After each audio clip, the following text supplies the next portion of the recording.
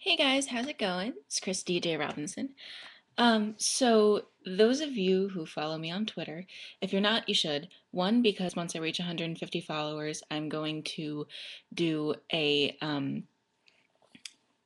like before I had done it with the story of Harry Potter via Silly Bands, I'm going to do um, the whole story of Sorcerer's Stone in 10 minutes or less, and I'm going to do one each month.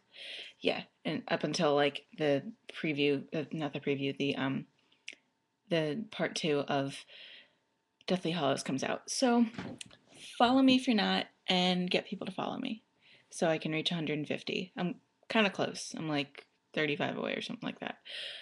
So, yeah. So what's up, guys?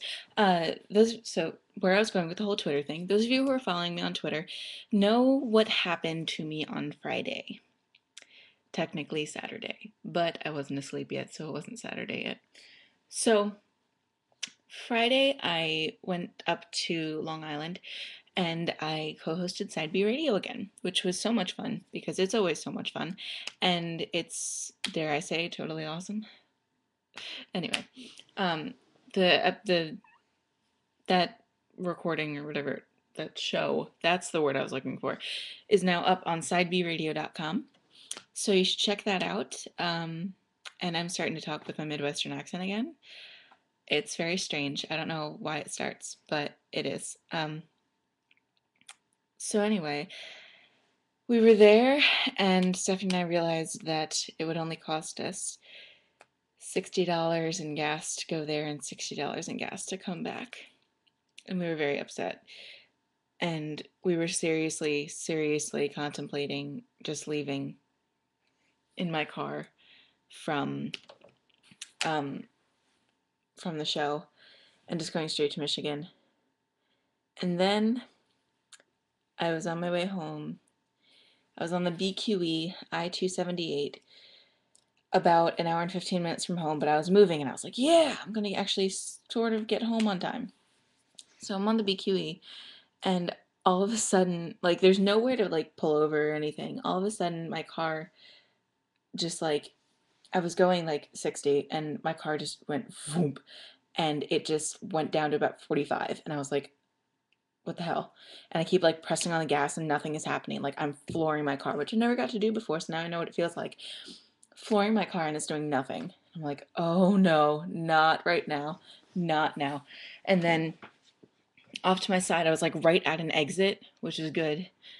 I was right at an exit that was kind of blocked off, but you could like still get in. So I go in and I'm staying there at exit 27 Atlantic Avenue, if you know where that is. I don't know. And so I was there and I was like, no, no, not now, not now.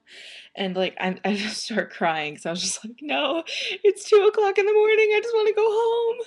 And that was all that I wanted. I just wanted to go home. I mean, of course I wanted to be in Michigan, but I wanted to go home. Um, and what was funny was that like when I was stopped in traffic right before I left, I picked a picture of my check engine light that was on, and I was like, this is why I can't go to Michigan. And it was very sad. And then like 5 minutes later, my car just broke down on the highway. And so I was like pulled off to the side. I kept trying to restart my car and it wasn't working. And I called my parents and I was like sobbing. And it was like right after I got off the phone with my mom. Actually, no, it was right after I got off the phone with Lindsay. Or a little bit after that. I don't know. Anyway, so I called my mom and I'm like sobbing and she's like, what's wrong? What's wrong? And I was like, my car just broke down. And God damn you, Bernice. And that is why I named my car Bernice, for one. If you've ever seen Dodgeball, there's the part where they're playing the Girl Scouts, and then they're like, "You have to be disqualified because someone used beaver tranquilizer," or something like that.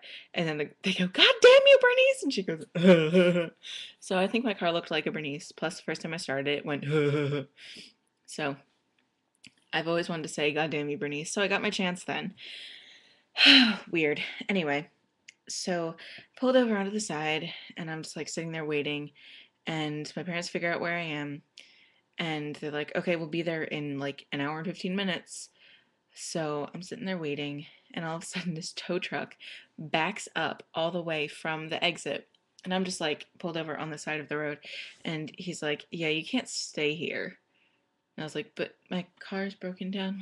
Where can I go?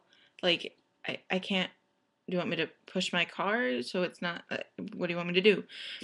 And so, um, like, he gets on the phone with my parents, and then, like, we can't hear anything, so it just sounds like he's yelling, and I'm like, oh my God, my dad is yelling. This is bad. And this man was very, very nice. He had a daughter, and he was like, I feel concerned for you because I'm a father, and I don't, it's a Friday night. There's a lot of drunk drivers out here. I don't want any of them coming off the road and hitting you. And I was like, thank you for being concerned. Um, and so he was like, well, I don't want to have to tow you if I don't have to. So what I'm going to do is I'm going to have you put your car in neutral. You're going to go around my car and you're just going to ride down the ramp and then just keep going until you can stop safely on the side of the road off the exit. So that was what I did. And he followed me. He followed right behind me, and then he like pulled in front, and then he like helped push my car because it wasn't quite off the road enough.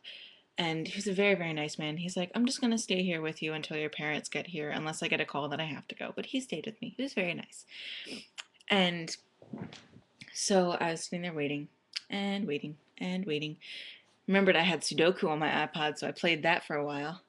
Um, then eventually my parents got there. The guy stayed with me the entire time, and he was in his car. I was in mine. And my parents get there, and then we have to call AAA. We call AAA. It's now like 3 o'clock in the morning. Kind of painful. I emailed my teacher from senior year of high school. Because like she used to tell us things like, you need to have a really bad car when you're young because it builds character and you'll always have great stories. So here's my great story. And so I waited for my parents got here and we waited for the tow truck and finally got there. Like, I don't even know. Like all the times are just blurring in my head. And got the car on the tow truck. And then he's like, well, someone has to ride with me. And I was like, I'm not riding with him. And my dad was like, oh no, I'll ride with him. Okay. So my dad rode with him, and then my mom was um, driving the van behind us. I picked a picture of my car on the tow truck. It was my baby Bernice. So sad. And yeah, we had to drive. It shouldn't have taken as long as it did, but because he was a tow truck, he couldn't go over 45. Do you know how annoying that is on the turnpike?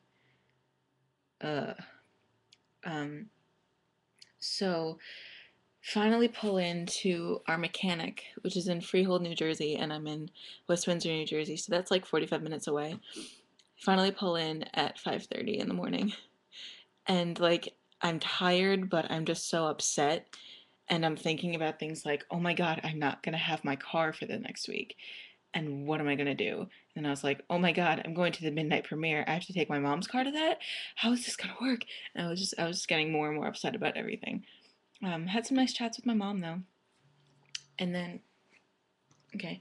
Um and so finally got home at 6:15 in the morning, and I was like near tears because I didn't have my car. I'm so sad that I don't have my car.